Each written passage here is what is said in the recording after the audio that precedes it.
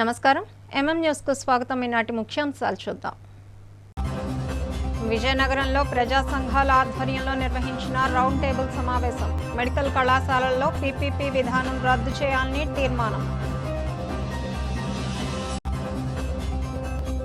DYFI ఆధ్వర్యంలో విద్యార్థుల rally. రాష్ట్రంలోని వివిధ శాఖల్లో ఖాళీగా ఉన్న పోస్టులు భర్తీ చేయాలని డిమాండ్. మన్యంలో పలు వ్యవసాయ క్షేత్రాలను సందర్శించిన కలెక్టర్ ప్రభాకర్ రెడ్డి. వాణిజ్య పంటల వైపు రైతులు మొగ్గు చూపాలని సూచన. పేదలకు వైద్యం అందాలంటే వైద్య విద్య, ప్రజారోగ్య వ్యవస్థ ప్రభుత్వ రంగంలోనే కొనసాగించాలని, ప్రభుత్వ మెడికల్ కాలేజీలు ప్రైవేటుకి ఇవ్వవద్దని, పీపీపీ విధానం వెనక్కి తీసుకోవాలని పట్టణ పౌర సంక్షేమ సంఘం ఆధ్వర్యంలో జరిగిన రౌండ్ టేబుల్ సమావేశం ఏకగ్రీవంగా తీర్మానం చేసింది. బుధవారం విజయనగరం జిల్లా కేంద్రంలోని జెడ్పీ మినిస్టీరియల్ భవనంలో పట్టణ పౌర సంక్షేమ సంఘం నాయకులు యుఎస్ రవికుమార్ అధ్యక్షతన తన రౌండ్ టేబుల్ సమావేశం నిర్వహించారు. ఈ సందర్భంగా వారు మాట్లాడుతూ, కూటమి ప్రభుత్వం అధికారంలోకి వచ్చిన తర్వాత వైద్య రంగాన్ని పూర్తిగా పీపీపీ మోడల్లో ప్రైవేట్ వ్యక్తుల చేతుల్లో పెట్టి ప్రభుత్వం బాధ్యత నుంచి తప్పించుకోవడానికి చూస్తోందన్నారు. గత ప్రభుత్వం కేంద్రం నిధులతో 17 ప్రభుత్వ మెడికల్ కాలేజీలు ఏర్పాటు చేయడం జరిగిందన్నారు. ఇప్పటికే 5 కాలేజీలు ప్రారంభించడం జరిగిందని, కూటమి ప్రభుత్వం వాటిని ప్రైవేటీకరణ చేయాలని చూడటం సరికాదన్నారు. మెడికల్ కాలేజీలు ప్రైవేటీకరణ జరిగితే వైద్య విద్య పేద విద్యార్థులకు భారంగా మారనుందన్నారు. ఫీజులు కట్టుకోలేక పేద విద్యార్థులు వైద్య విద్యకు దూరం అయ్యే అవకాశాలు ఉంటాయన్నారు. దీంతో పాటు వైద్యం కూడా మరింత ఖరీదుగా మారుతుందన్నారు. మరోవైపు ప్రైవేట్ ఆసుపత్రులకు ఇవ్వాల్సిన ఆరోగ్యశ్రీ నిధులు మంజూరు చేయకపోవడం వలన ఆరోగ్యశ్రీ ద్వారా వైద్యం అందక పేదలు అనేక ఇబ్బందులు పడుతున్నారన్నారు. వెంటనే ఆరోగ్యశ్రీ బకాయిలు విడుదల చేయాలని డిమాండ్ చేశారు. ఈ సమావేశంలో పట్టణ పౌర సంక్షేమ సంఘం జిల్లా నాయకులు, జన విజ్ఞాన వేదిక రాష్ట్ర నాయకులు తదితరులు పాల్గొన్నారు. గ్రామీణ పిహెచ్సి డాక్టర్స్ ఎవరైతే 28 రోజులుగా సమ్మె చేస్తున్నారో వాళ్ళ సమ్మెని విరమింపజేసి వాళ్ళ న్యాయమైన కోరికలు తీర్చాలని, ఈ పీపీపీ పద్ధతిని పక్కన పెట్టి వైద్య విద్య ఆరోగ్య వ్యవస్థ ప్రభుత్వ రంగంలోనే కొనసాగించాలని చెప్పి కోరుతూ ఈరోజు ఈ రౌండ్ టేబుల్ సమావేశం విజయనగరం పట్టణ పౌర సంక్షేమ సంఘం ఆధ్వర్యంలో జరుగుతుంది. 2019 ఎలక్షన్కి వెళ్ళే ముందు నెల రోజుల ముందు నోటిఫికేషన్ వస్తుందనగా రాష్ట్రంలో ఏలూరు, మచిలీపట్నం, విజయనగరం ఈ 3 మాత్రమే మెడికల్ కళాశాలలు ఖాళీగా ఉండిపోతే ఈ 3ంటికి మచిలీపట్నం, ఏలూరు భర్తీ చేశారు. ఈ విజయనగరంకి మాత్రం మెడికల్ కళాశాల ఇవ్వలేదు. ఆ వితిన్ 5 డేస్లో పెద్ద ఎత్తున ఎమ్మెల్యే ఇల్లు ముట్టడి కానివ్వండి, మొత్తం పట్టణ వ్యాప్తంగా ప్రజలు చైతన్యం చేసే కార్యక్రమాలు చేయడంతో లాస్ట్ మినిట్లో మన కాలేజీ కూడా మంజూరు చేస్తూ జీవో ఇచ్చింది ప్రభుత్వం.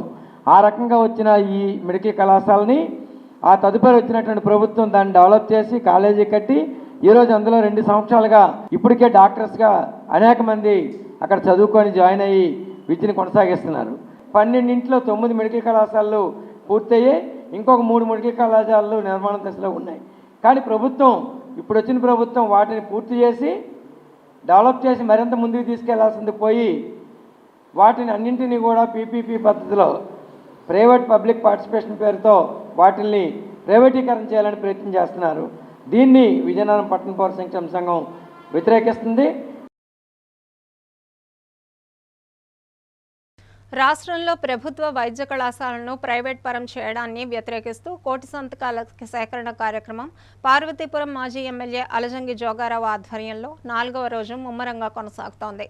కార్యక్రమంలో భాగంగా పార్వతీపురం పురపాలక సంఘం కొత్తవలస మరియు పట్టణ వర్గాలలో పర్యటించిన మాజీ ఎమ్మెల్యే వార్డు ప్రజాప్రతినిధులు, నాయకుల సమక్షంలో వార్డు ప్రజల మద్దతు కోరుతూ కోటి సంతకాల సేకరణ చేపట్టారు. ఈ సందర్భంగా ఆయన మాట్లాడుతూ, పేద బడుగు బలహీన వర్గాలకు ప్రభుత్వ వైద్యం విద్యను దూరం చేయవద్దని, గత ప్రభుత్వంలో చేపట్టిన ప్రభుత్వ వైద్య కళాశాలను ఈ కూటమి ప్రభుత్వం ప్రైవేట్ పరం చేయకుండా ప్రభుత్వం అధీనంలోనే నిర్మాణాలు పూర్తి చేసి ప్రజలకు అందుబాటులోకి తీసుకురావాలని డిమాండ్ చేశారు.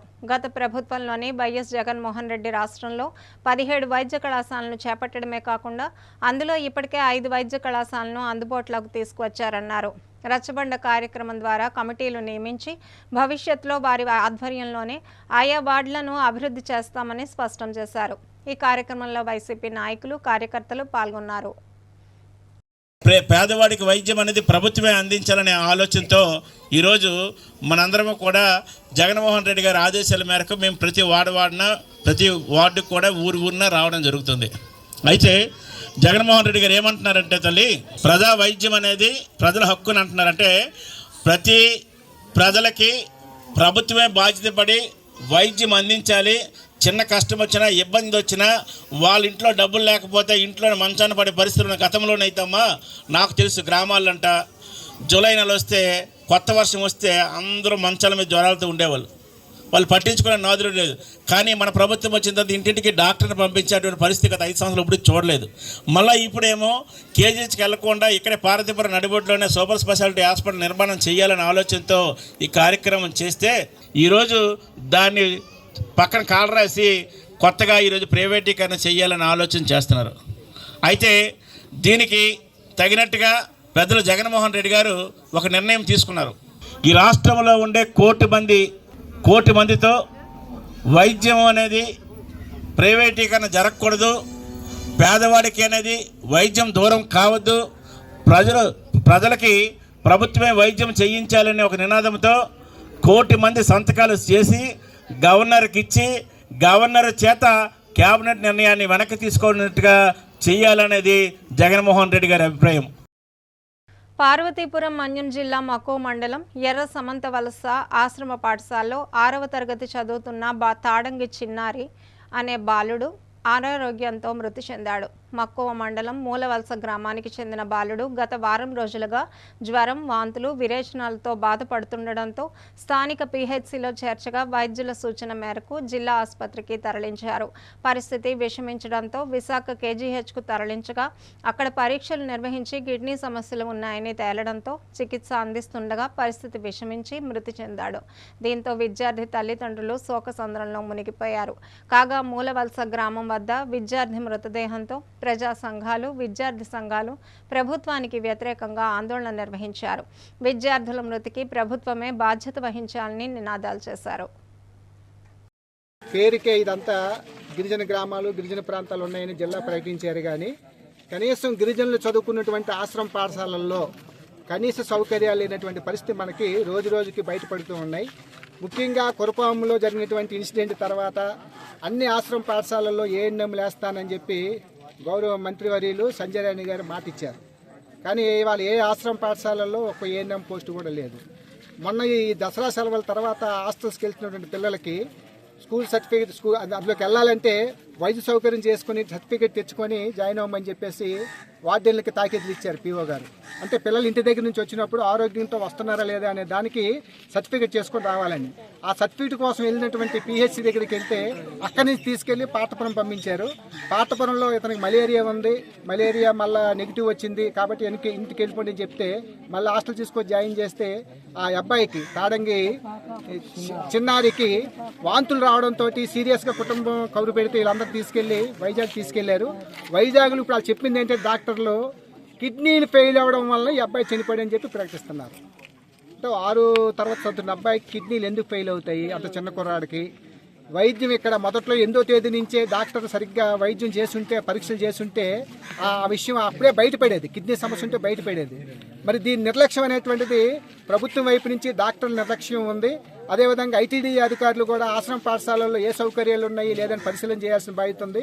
కనీసం తాగే మంచినీళ్ళు కూడా అన్ని వాటర్ ప్లాంట్లో, మినరల్ వాటర్ ప్లాంట్లు కూడా అన్ని చోట్ల లేవు. ఇక్కడ ఆశ్రమ పాఠశాలలో ఎర్రసామంతల్సిన ఆశ్రమ పాఠశాలలో కూడా మినరల్ వాటర్ ప్లాంట్ చెడిపోయిందంట. మరి చెడిపోయిన తర్వాత ఈ సీజన్లో, ఈ వర్షాకాలం సీజన్లో ఖచ్చితంగా నీళ్ళతోటి రకరకాల జబ్బులు వస్తాయి, డయేరియా వస్తుంది, ఇంకా రకరకాల జబ్బులు వస్తాయి. అందుకని ఇంత నిర్లక్ష్యంగా ఇవాళ గిరిజన విద్య పట్ల ఈ ప్రభుత్వాలు ఉన్నాయి. మంత్రి గారు ఇచ్చిన హామీలు కూడా ఏఎన్ఎం పోస్టులు లేకపోవటము, ఇవాళ దీని ఫలితంగా మా గ్రామంలో ఉన్నటువంటి అబ్బాయి, ఈ తాడంగి చిన్నారికి సంబంధించిన అబ్బాయి చనిపోవడానికి ప్రభుత్వ నిర్లక్ష్యమే కారణము.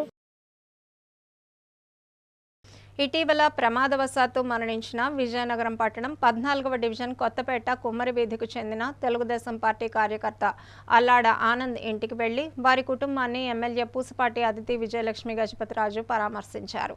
ఈ మేరకు ప్రమాదంలో మరణించిన కార్యకర్త కుటుంబానికి పార్టీ సభ్యత్వం ద్వారా వచ్చిన ప్రమాద బీమా 5 లక్షల రూపాయలను బ్యాంకు ఖాతాకు జమ అయిన సందర్భంగా పార్టీ జాతీయ ప్రధాన కార్యదర్శి నారా లోకేష్ పంపిన సందేశాన్ని వారికి అందజేశారు.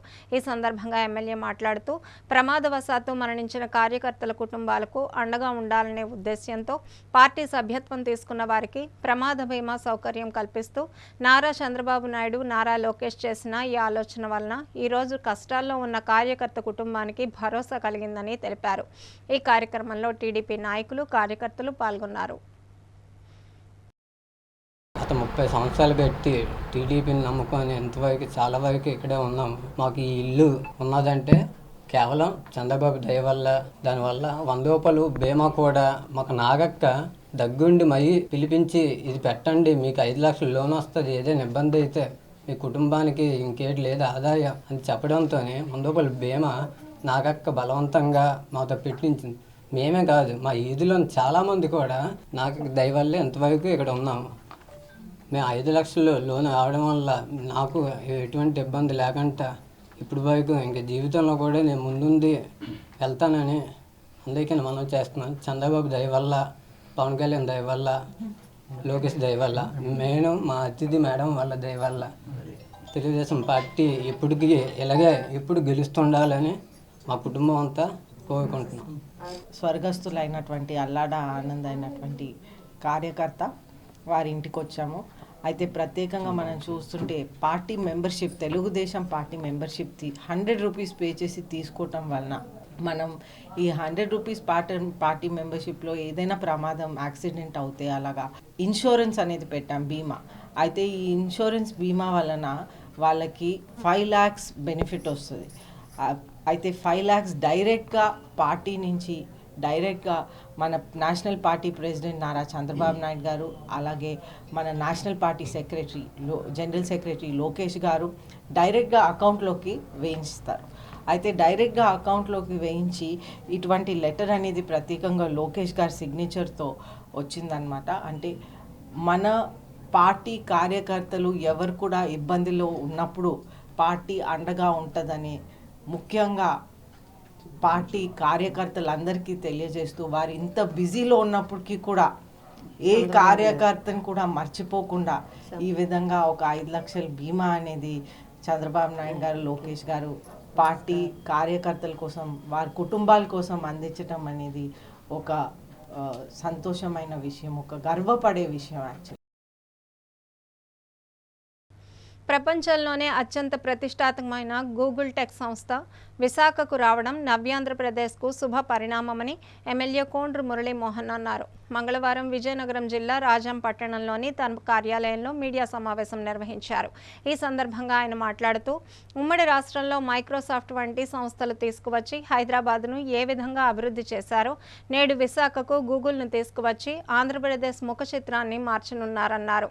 రాష్ట్రాభివృద్ధికి దోహదపడే విధంగా ముఖ్యమంత్రి నారా చంద్రబాబు నాయుడు పరిశ్రమలపై ప్రత్యేక దృష్టి సారించి గూగుల్ సంస్థను విశాఖకు తీసుకువస్తున్నారని తెలిపారు.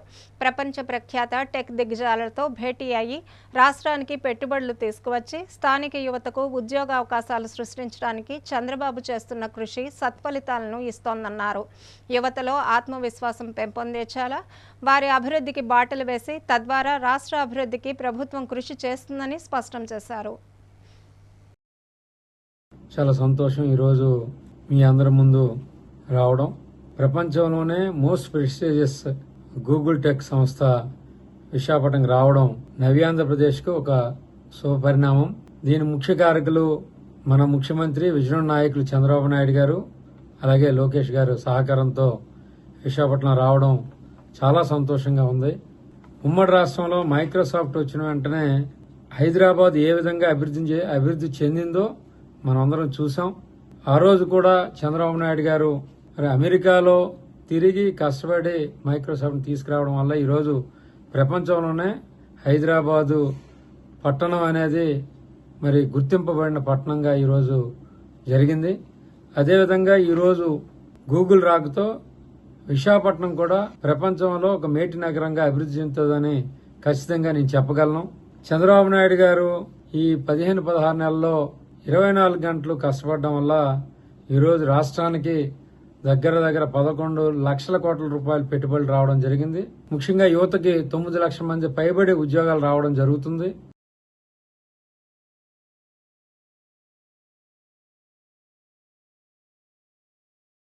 రాష్ట్రంలోని వివిధ శాఖల్లో ఖాళీగా ఉన్న పోస్టులు భర్తీ చేయాలని డివైఎఫ్ఐ రాష్ట్ర కార్యదర్శి జి రామన్న డిమాండ్ చేశారు. బుధవారం విజయనగరం జిల్లా కేంద్రంలోని కోట జంక్షన్ వద్ద నిరుద్యోగ అభ్యర్థులతో కలిసి ధర్నా నిర్వహించారు. ఈ సందర్భంగా ఆయన మాట్లాడుతూ రాష్ట్రంలో దీర్ఘకాలికంగా అనేక శాఖల్లో పోస్టులు ఖాళీగా ఉన్నాయన్నారు. గత 20 ఏళ్లుగా గ్రంథాలయాల్లో పోస్టులు భర్తీ చేయలేదన్నారు. స్వాతంత్ర్య పోరాటంలో కీలక పాత్ర పోషించిన గ్రంథాలయాలు గత 20 ఏళ్లుగా నిర్వీర్యం చేస్తున్నారన్నారు. 2 లక్షల పోస్టులు భర్తీ చేయాల్సి ఉందని తక్షణమే భర్తీ చేయాలని డిమాండ్ చేశారు. ప్రభుత్వ పాఠశాలలో కాలేజీల్లో గ్రంథాలయాలు లేకుండా ఉన్నాయని, విజ్ఞానాన్ని అందించే గ్రంథాలయాల పట్ల ప్రభుత్వాలు నిర్లక్ష్యంగా వ్యవహరిస్తున్నాయని ఆరోపించారు. గ్రంథాలయాలను కాపాడాలని, వెంటనే గ్రంథాలయ పోస్టులు భర్తీ చేయాలని డిమాండ్ చేశారు. ఈ ధర్నాలో డివైఎఫ్ఐ జిల్లా కన్వీనర్ హరీష్, సతీష్, నిరుద్యోగ అభ్యర్థులు పాల్గొన్నారు. ఈరోజు రాష్ట్రంలో ఖాళీగా ఉన్న లైబ్రరీ పోస్టులను నోటిఫికేషన్ ఇవ్వాలని చెప్పి కోరుతూ విజయనగరంలో శాంతియుతంగా డివైఎఫ్ఐ ఆందోళన చేస్తున్నాం. రాష్ట్ర ప్రభుత్వం విన్నవిస్తున్నాం. రాష్ట్రంలో 2 లక్షల మంది నిరుద్యోగులు సిఎల్ఐసి, బిఎల్ఐసి, ఎంఎల్ఐసి కోర్సులు పూర్తి చేసి ఉద్యోగుల కోసం ఎదురు చూస్తూ ఉన్నారు. వీరందరికీ న్యాయం చేయాలంటే ఈరోజు శాఖ గ్రంథాలయాల దగ్గర నుంచి యూనివర్సిటీ దాకా అన్ని లైబ్రరీ పోస్టులు భర్తీ చేయాల్సిన అవసరము, ఆవశ్యకత ఉందని చెప్పి మేము అడుగుతున్నాం. అట్లాగే ఈరోజు రాష్ట్రంలో అన్ని ప్రాంతాల్లో లైబ్రరీలు కూడా ఈరోజు శిథిలాస్థితి చేరుకున్నాయి. ఎప్పుడు పడిపోతున్నాయో తెలియని పరిస్థితి ఉంది. అందుకనే రాష్ట్ర ప్రభుత్వం ప్రత్యేకంగా నిధులు కేటాయించి వాటన్నింటినీ కాపాడాల్సిన అవసరము, దాన్ని రక్షించుకోవాల్సిన బాధ్యత కూడా ఈరోజు రాష్ట్ర ప్రభుత్వం మీద ఉందని చెప్పి తెలియజేస్తున్నాం. హై స్కూల్ స్థాయి నుంచి లైబ్రరీ పోస్ట్ పెట్టడం ద్వారా విద్యార్థులకు మరింత విజ్ఞానం వస్తుంది. అట్లాగే సామాజిక విలువలు, సమాజం పట్ల గౌరవం కూడా పెరిగేటువంటి అవకాశం ఉంది. స్వాతంత్రోద్యమంలో ప్రప్రథమ పాత్ర వహించినటువంటి గ్రంథాలయాలు ఈరోజు నిర్వీర్యమవుతున్నాయి. రాష్ట్ర ప్రభుత్వం జోక్యం చేసుకుని ఇటు నిరుద్యోగులకు అటు విద్యార్థులకు న్యాయం చేయాలని చెప్పి లైబ్రరీ పోస్టు తీయాలని చెప్పి డివైఎఫ్ఐగా మేము డిమాండ్ చేస్తున్నాం. కాసేపు విరామం.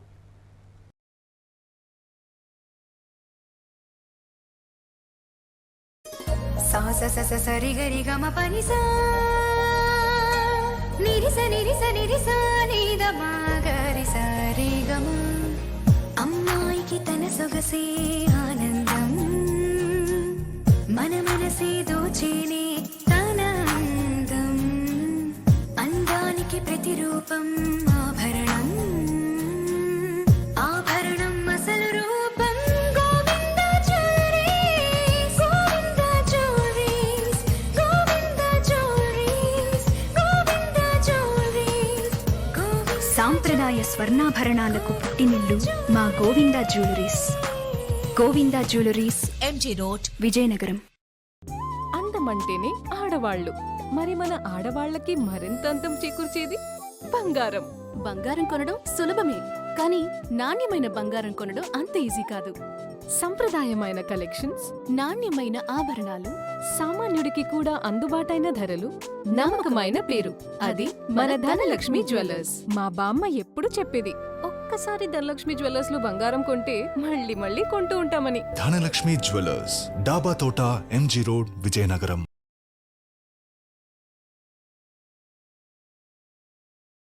Welcome back. పార్వతీపురం మన్యం జిల్లా కేంద్రంలోని ఐటీడీఏ ప్రాజెక్ట్ అధికారి కార్యాలయం వద్ద కొమరాడ మండలంలోని పలు గ్రామాలకు చెందిన గిరిజనులు పోడు పట్టాలు ఇవ్వాలని ప్లకార్డులు ప్రదర్శిస్తూ ధర్నా నిర్వహించారు.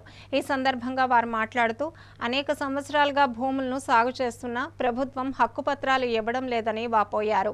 పోడు పట్టాలు లేకపోవడం వలన ప్రభుత్వాల నుండి రావాల్సిన సాయం, పంట నష్ట పరిహారం అందడం లేదన్నారు. గత వైసీపీ ప్రభుత్వం ప్రస్తుత కూటమి ప్రభుత్వానికి అనేకసార్లు విజ్ఞప్తి చేసినా పట్టాలు మంజూరు చేయలేదని ఆవేదన వ్యక్తం చేశారు. తక్షణమే సాగులో ఉన్న పోడు భూములకు పట్టాలు ఇవ్వాలని డిమాండ్ చేశారు. ఈ కార్యక్రమంలో కొమరాడ మండలంలోని కంబవలస పంచాయతీ, పెళ్లిగుడ్డు, లక్ష్మీపేట, కోనవలస, బొడ్డవలస గిరిజన గ్రామాలకు చెందిన గిరిజనులు పాల్గొన్నారు. గిరిజనులు సాగు చేసిన భూములు పట్టాలు ఇవ్వాలని ఈరోజు ఐటీడీ పీఓ గారిని కలవడానికి వచ్చి అనుమతి వచ్చాం. మరి అలాగే ఈరోజు గిరిజనుల పరిస్థితి చూస్తే ఇప్పుడు ఈరోజు గిరిజన పరిస్థితి చాలా దారుణమైన పరిస్థితి ఉంది. మరి అలాగే ఏవైతే గిరిజనులు సాగు చేసిన పట్టాలు ఇవ్వాలని దాదాపు స్వాతంత్రం వచ్చి 76 ఏళ్ళు పూర్తయినా ఈరోజు కూడా కనీసం గిరిజనులకి పోటీ పట్టాలు ఇవ్వలేదు. మరి ఈరోజు ఇక్కడ ఏనుగులు ఒక పక్క ఏదైనా పంట జీడు, మొక్కజొన్న, మామిడి అని అలాగే వరి పండిస్తే ఒక పక్క ఏనుగులతో ఒక సమస్య ఉంది. మరి ప్రభుత్వానికి పట్టించుకోవడం లేదు. మరి ఇప్పుడైనా వివో గారు హయాంలో కూడా ఈరోజు మాకు పోటీ పట్టాలు ఇస్తారని ఈరోజు రావడం జరిగింది. తప్పనిసరిగా వివో కలుస్తాము. మరి అలాగే రాబోయే భవిష్యత్తులో కూడా ఇదే ఉంటే మాత్రం పెద్ద ఎత్తున ఆందోళన చేస్తామని. విశాఖ జిల్లా పద్మనాభం మండలం కొవ్వాడ గ్రామం భూ సమీకరణ లబ్ధిదారులు జాబితా ఇంకా సిద్ధం కాలేదని తహసీల్దార్ ఆనందరావు తెలిపారు. ఈ మేరకు ఆయన కార్యాలయంలో మీడియా సమావేశం నిర్వహించి వివరాలు వెల్లడించారు.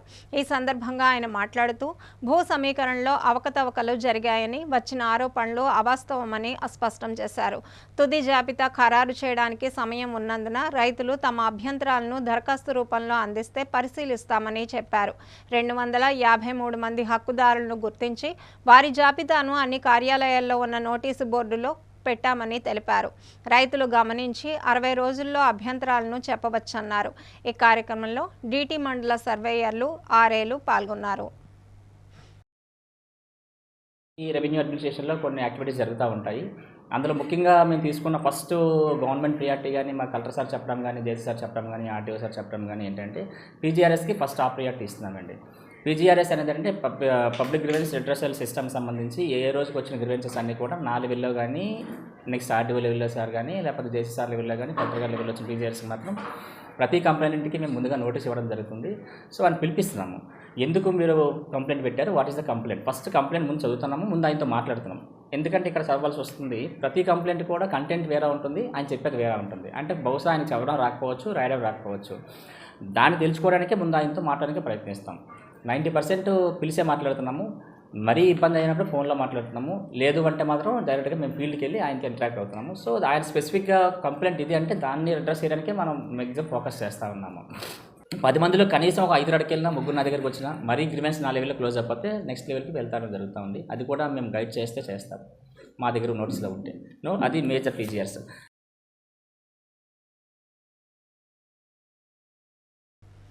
మిసైల్ మ్యాన్ ఆఫ్ ఇండియా 11వ మాజీ రాష్ట్రపతి భారతరత్న ఏపీజే అబ్దుల్ కలాం 94వ జయంతి వేడుకలు విజయనగరం జిల్లా కేంద్రం కణపాక యూత్ హాస్టల్లోని ఇంటర్నేషనల్ యునైటెడ్ కలాం ఫౌండేషన్ ఆధ్వర్యంలో ఘనంగా నిర్వహించారు. ఈ మేరకు దేశాభివృద్ధిలో యువతి పాత్ర అంశం మీద ఉత్తరాంధ్ర జిల్లాల సదస్సులో భాగంగా మహిళలకు అవగాహన కల్పించారు. ఈ సందర్భంగా వారు మాట్లాడుతూ ప్రపంచం గర్వించదగ్గ గొప్ప శాస్త్రవేత్త ఏపీజే అబ్దుల్ కలాం అని, వారి జీవన విధానం మరియు వారి దార్శనికత ప్రజలకు స్ఫూర్తిదాయకమన్నారు. ఏపీజే అబ్దుల్ కలాం నీతి, నిజాయితీ, నిరాడంబరత, దేశభక్తికి నిలువెత్తు నిదర్శనమని, ఒక రచయితగా, ఇంజనీర్గా, శాస్త్రవేత్తగా, రాజకీయవేత్తగా, ప్రొఫెసర్గా దేశానికి చేసిన సేవలు భారతీయుల గుండెలలో నిలిచిపోతాయని, అలాంటి వ్యక్తిని ప్రతి ఒక్కరూ ఆదర్శంగా తీసుకోవాలని పిలుపునిచ్చారు. ఈ కార్యక్రమంలో కలాం ఫౌండేషన్ సభ్యులు, స్వచ్ఛ సంస్థల ప్రతినిధులు, మహిళలు పాల్గొన్నారు. అబ్దుల్ కలాం గారి 94వ జయంతి సందర్భంగా యునైటెడ్ అబ్దుల్ కలాం ఫౌండేషన్ వారు నిర్వహిస్తున్న ఈ కార్యక్రమంలో యువతకు ఆయన చేస్తున్న పనులు కానీ, ఆయన గురించి గొప్పతనం కానీ వివరిస్తూ ఈ కార్యక్రమం జరపబడుతుంది. దీనిలో భాగంగా సహకార భారతి మరియు అనేక అనుబంధ సంస్థల నుంచి ప్రజలు రావడం జరిగింది. వారి యొక్క డైలీ పనుల్లో కలాం గారు చేస్తున్న ఒక ముద్రను వారికి వివరించడం జరుగుతుంది. దాంతోపాటు ఆయన యువతకి ఇస్తున్న సందేశం ఏంటనే ఆయన ఎంతో కష్టపడుతూ ఒక పేపర్ బాయ్గా మొదలై ఒక ప్రెసిడెంట్గా ఆయన ప్రస్థానాన్ని కొనసాగించిన రోజులను గుర్తు తెచ్చుకుంటూ యువతకు ఏది కూడా ఈజీ మనీ లేకపోతే ఒక్కసారిగా ఎదగాలన్న ఆశను చంపుకొని ఆయనలా ఒక్కొక్క అడుగు వేసుకుంటూ ఆయనలా ఎత్తుకెదరని ఒక మెసేజ్ను యువతకు అందిస్తూ సెలవు తీసుకుంటారు. అబ్దుల్ కలాం గారి జయంతి సందర్భంగా యునైటెడ్ అబ్దుల్ కలాం ఫౌండేషన్ వారు అలాగే సహకార భారతి దీంట్లో ఇన్వాల్వ్ చేయడం చాలా ఆనందంగా ఉంది. అబ్దుల్ కలాం గారి గురించి చిన్నతనం నుంచి కూడా కష్టపడుతూ ఒక ఇంజనీర్గా ఒక ఉన్నత స్థాయికి ఆయన వెళ్ళడం జరిగింది. ఈ పరిస్థితిలో ఈరోజు యువత మంచి మార్గంలో ఉండాలి అనే ఉద్దేశంతో వారి ఆశయాలు అలాగే ఉన్నాయి. విశాఖలో గూగుల్ టెక్ డేటా సెంటర్ కోసం నేడు ఢిల్లీలో జరిగిన MOU సందర్భంగా ముఖ్యమంత్రి నారా చంద్రబాబు నాయుడు, ఐటీ శాఖ మంత్రి నారా లోకేష్లకు ఎమ్మెల్యే బేబీ నాయన ప్రత్యేక ధన్యవాదాలు తెలిపారు. ఈ మేరకు విజయనగరం జిల్లా బొబ్బిలిలోని తన కార్యాలయంలో మీడియా సమావేశం నిర్వహించారు. ఈ సందర్భంగా ఆయన మాట్లాడుతూ విశాఖను టెక్ హబ్గా అభివృద్ధి చేయాలన్న సీఎం దూరదృష్టి ఫలితంగా గూగుల్ టెక్ వంటి అంతర్జాతీయ సంస్థలు ముందుకు వస్తున్నాయని పేర్కొన్నారు. ఈ ప్రాజెక్ట్ ద్వారా వేలాది మందికి ప్రత్యేక పరోక్ష ఉపాధి అవకాశాలు లభిస్తాయని తెలిపారు. హైదరాబాద్ను ప్రపంచ టెక్ మ్యాప్లలో నిలిపిన శిల్పి చంద్రబాబు నాయుడు అని కొనియాడారు. అలాంటి నాయకుడు విశాఖపట్నాన్ని రాష్ట్ర ఐటీ హబ్గా తీర్చిదిద్దడం గర్వకారణమని చెప్పారు. ఐటీ రంగ అభివృద్ధి ద్వారా యువతకు కొత్త అవకాశాలు తెరుచుకుంటాయని స్పష్టం చేశారు.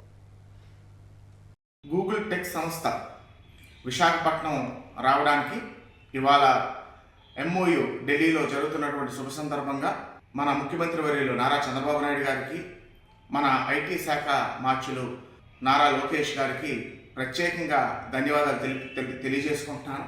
విశాఖపట్నం ఒక టెక్ హబ్గా అవతరించడానికి ఈ సంస్థ యొక్క MOU, ఈ సంస్థ యొక్క స్థాపన చాలా దోహదపడుతుందని ఇక్కడ అనేక మంది నిపుణులు, ఎక్స్పర్ట్స్, యువకులు అభిప్రాయపడుతున్నారు. నా అభిప్రాయం కూడా హైదరాబాద్ని మొదటిసారి బీజం వేశాక ఒక టెక్ హబ్గా, ఒక సైబరాబాద్గా డెవలప్ చేయడానికి 30 ఏళ్ళు పట్టింది. కానీ ఇవాళ విశాఖపట్నంలో వస్తున్నటువంటి పెట్టుబడులు, నారా లోకేష్ గారు చూపిస్తున్నటువంటి చొరవ చూస్తుంటే మనకి 30 ఏళ్ళు కాదు కదా, 10 సంవత్సరాల్లోనే విశాఖపట్నం ఒక టెక్ హబ్గా అవతరిస్తుందని ఏమాత్రం కూడా అనుమానం లేదు. ఇది ఉత్తరాంధ్ర ప్రాంతానికే కాదు, రాష్ట్రానికి, దేశానికి ఒక మణిముకుటంగా మరి విశాఖపట్నం అవతరించబోతుందన్న దాంట్లో ఏమాత్రం కూడా అనుమానం లేదు.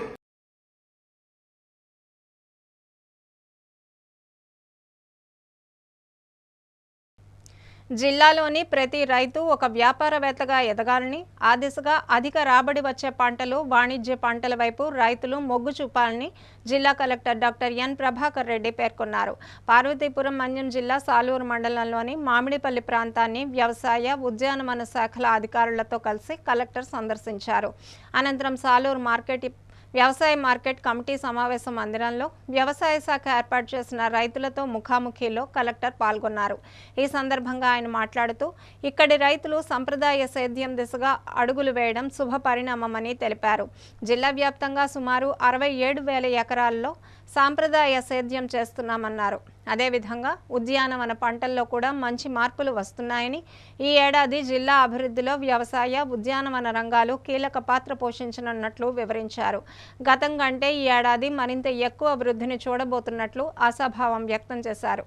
ఈసారి మంచిగా వర్షాలు కురవడం వలన పంటలు బాగా వచ్చాయని, కావున ఈ సంవత్సరం జిల్లా మరింత అభివృద్ధిని, ఆదాయాన్ని పొందుతుందని ఆకాంక్షించారు. ఈ పర్యటనలో జిల్లా వ్యవసాయ శాఖాధికారి కె రాబర్ట్ పాల్, జిల్లా ఉద్యానవన శాఖాధికారి టి సంతోష్ కుమార్, మండల అధికారులు, గ్రామ వ్యవసాయ అధికారులు తదితరులు పాల్గొన్నారు.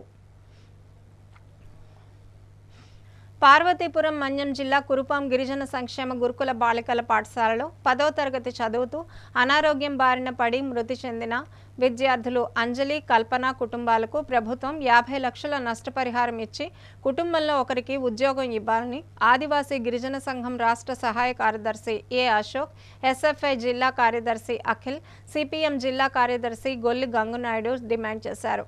ఈ మేరకు ఆదివాసీ గిరిజన సంఘం ఆధ్వర్యంలో కురుపాం గురుకుల పాఠశాల విద్యార్థుల తల్లిదండ్రులు, ప్రజా సంఘాల ఆధ్వర్యంలో రావాడ జంక్షన్ నుంచి తహసీల్దార్ కార్యాలయం వరకు ర్యాలీగా వెళ్లి ధర్నా నిర్వహించారు. ఈ సందర్భంగా వారు మాట్లాడుతూ గిరిజనుల పట్ల రాష్ట్ర ప్రభుత్వం తీవ్ర నిర్లక్ష్యం ప్రదర్శిస్తోందని, కనీస మౌలిక వసతులు, మంచినీరు, దోమతెరలు, ఫ్యాన్లు కూడా అందుబాటు చేయలేని దుస్థితిలో కూటమి ప్రభుత్వం ఉందన్నారు. గురుకుల పాఠశాలలో 2 విద్యార్థుల మరణానికి, 170 మంది విద్యార్థుల అస్వస్థతకు కేవలం పారిశుధ్య లోపం, త్రాగునీరు కలుషితమే కారణమని ప్రజా సంఘాల పరిశీలనలో నిర్ధారణ అయిందని, ఇంతటి నిర్లక్ష్యానికి కారణమైన గిరిజన సంక్షేమ శాఖ అధికారులపై నేటికి ఎలాంటి చర్యలు తీసుకోలేదన్నారు. చిరు ఉద్యోగులపై వేటు వేసి ప్రభుత్వం తన తప్పిదాన్ని కప్పిపుచ్చుకునే ప్రయత్నం చేస్తున్నదని విమర్శించారు. ఇప్పటికైనా సమస్యల పరిష్కారానికి నిర్దిష్టమైన చర్యలు చేపట్టాలని, లేని ఎడల పెద్ద ఎత్తున ఆందోళన చేపడతామని హెచ్చరించారు. ఈ కార్యక్రమంలో ప్రజా విద్యార్థి సంఘాల నాయకులు, విద్యార్థుల తల్లిదండ్రులు పాల్గొన్నారు. కురుపాం గురుకుల పాఠశాలలో విద్యార్థుల మరణాలు ప్రారంభమై దాదాపు 18 రోజులు అవుతుంది. ఈ 18 రోజుల్లో ప్రభుత్వం ఎటువంటి నష్ట నివారణ చర్యలు చేయలేదని చెప్పి ఈరోజు ప్రజా సంఘాల తరఫున మేము తెలియజేస్తున్నాం. 2 గిరిజన విద్యార్థులు మరణించారు. 170 మంది పార్వతీపురం జిల్లా కేంద్ర ఆసుపత్రిలో కేజీహెచ్లో హాస్పిటల్ పాలై ఇంకా కూడా తల్లిదండ్రులు, విద్యార్థులు ఉన్నారు. ఇవాళ ప్రతిపక్షంలో ఉన్న జగన్మోహన్ రెడ్డి గారు 5 లక్షల రూపాయలు మరణించిన విద్యార్థికి ప్రకటిస్తే ఇక్కడున్న మంత్రి గారు వచ్చి 5,000 రూపాయలు మట్టి ఖర్చులకు ఇస్తానమని చెప్పి మూతి తుడిసి వెళ్ళిపోయిన పరిస్థితి ఉంది. మేము అడుగుతున్నాం, మీరేమైనా చంద్రబాబు నాయుడు గారు కానీ, సంజయరాణి కానీ, లేకపోతే ఇక్కడ ఉన్న జగదీశ్వరి గారు కానీ మీ ఇంట్లో డబ్బులు ఇవ్వాలా? ఈరోజు మీరు లక్షల రూపాయలు నెలకు జీతాలు తీసుకొని ఏసీ కారుల్లో, ఏసీ బిల్డింగుల్లో తిరుగుతున్నారే. గిరిజన విద్యార్థులు మరణించారు. ఆ కుటుంబాలకు ఎటువంటి ఆధారం లేదు. ఈరోజు వ్యవసాయం లేదు. ఆ విద్యార్థులు పెరిగి పెద్ద ఉద్యోగాలు చేసి బతుకుతామన్న తల్లిదండ్రులు ఎవరు చూస్తారని చెప్పి మేము ఈరోజు నిలదీస్తున్నాం. కాబట్టి ఈరోజు ప్రతిపక్షంకు ఉన్నంత బాధ్యత కూడా కూటమి ప్రభుత్వానికి లేదు, ఇక్కడున్న మంత్రి సంజయరాణి గారికి లేదు. వెంటనే మీరు స్పందించి ఒక్కొక్క గిరిజన విద్యార్థి కుటుంబానికి 50 లక్షల రూపాయలు ప్రకటించాలి. పార్వతీపురం మన్యం జిల్లా గుమ్మలక్ష్మీపురం మండలం చిన్నరావికోనలో హృదయ విదారక ఘటన చోటు చేసుకుంది. ఇంటి ఆడబిడ్డను బ్రతికించుకోవడానికి ఆమె తండ్రి, అన్నయ్య పడిన కష్టం హృదయాలను చెలింపచేసింది. అనారోగ్యానికి గురైన యువతిని ఆసుపత్రికి తరలించడానికి కుటుంబ సభ్యులు నానా తిప్పలు పడ్డారు. నిమ్మక లలిత అనే గిరిజన యువతి అస్వస్థతకు గురవడంతో ఆమె తండ్రి లివిరి, అన్నయ్య తిరుపతి భుజాన్ని ఎత్తుకొని 3 కిలోమీటర్లు నడిచి ఆసుపత్రికి తరలించారు. చిన్నరావికోన నుండి పాముల గీసాడ వరకు నడిచి అక్కడ ఆటోలో ఎక్కించి రేగిడి ఆసుపత్రికి తరలించారు. ఇప్పటికైనా తమ గ్రామానికి రోడ్డు సౌకర్యం కల్పించాలంటూ గిరిజనులు ప్రభుత్వాన్ని కోరుతున్నారు. ఇక వార్తలు ముగించే ముందు ముఖ్యాంశాలు మరోసారి చూద్దాం. విజయనగరంలో ప్రజా సంఘాల ఆధ్వర్యంలో నిర్వహించిన రౌండ్ టేబుల్ సమావేశం. మెడికల్ కళాశాలల్లో పీపీపీ విధానం రద్దు చేయాలని తీర్మానం. డివైఎఫ్ఐ ఆధ్వర్యంలో విద్యార్థుల ర్యాలీ. రాష్ట్రంలోని వివిధ శాఖల్లో ఖాళీగా ఉన్న పోస్టులు భర్తీ చేయాలని డిమాండ్. మన్యంలో పలు వ్యవసాయ క్షేత్రాలను సందర్శించిన కలెక్టర్ ప్రభాకర్ రెడ్డి. వాణిజ్య పంటల వైపు రైతులు మొగ్గు చూపాలని సూచన. వార్తలు సమాప్తం. చూస్తూనే ఉండండి ఎంఎం న్యూస్.